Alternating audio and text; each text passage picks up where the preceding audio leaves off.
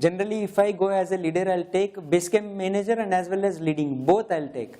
So because being a leader, I manage my entire logistics.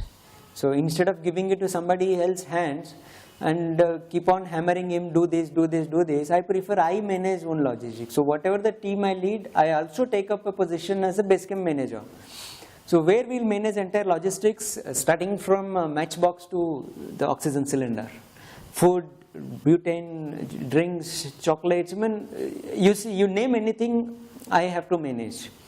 So it so happens like we are the people who has to say, okay, camp 1, so many tents has to be pitched, and so much chocolates has to go, so much butane gas has to go, so much eatables has to go, and so much oxygen has to dump at camp 1. And camp 2 is again same materials, so many tents and this much equipment, this much food has to go. Camp 3, camp 4, everything we have to plan sitting in base camp, and we have to organize the Sherpa load accordingly, and we make sure that it reached right camp and right place it has been placed. And also sitting in base camp, up to base camp we'll be having our own kitchen with cooks. We'll be providing basically whatever the country they are from, like Indians, Indian food, if Westerner, then Western food, and Japanese, Japanese food, Korean, Korean food. So we should make sure that fresh veg and fresh meat and fresh material supply comes from the Kathmandu regularly, or Kathmandu or nearby town, whichever is possible, either Nepal side or China side.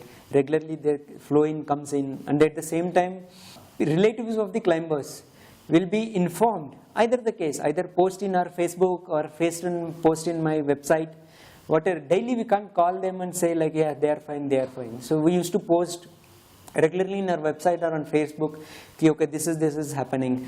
Keeping that communication is one of the major difficult point there, because their entire communication is depending on satellite phone. And if this is cloudy, then satellite phone is gone.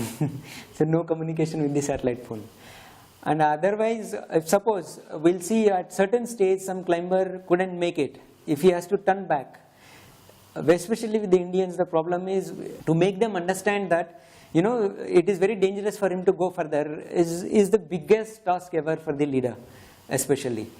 And at that altitude, once we cross death zone, once we put on the oxygen, your brain is not so active as it is here. So there will be a lot of differences will come naturally. It is because of altitude. It is not because of your human mentality. It is actually the altitude which makes it. Generally, if you say with the small words, they'll just start and they'll start fighting.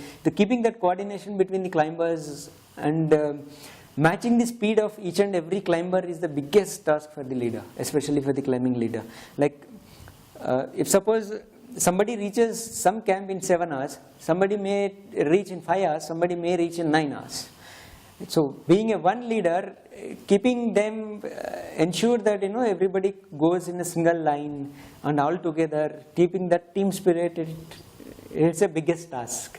Actually, I was introduced to rock climbing and adventure was through NCC, National Cadet Corps. From NCC I have attended basic mountaineering course, then I got interest, and after NCC also I have carried on with the course.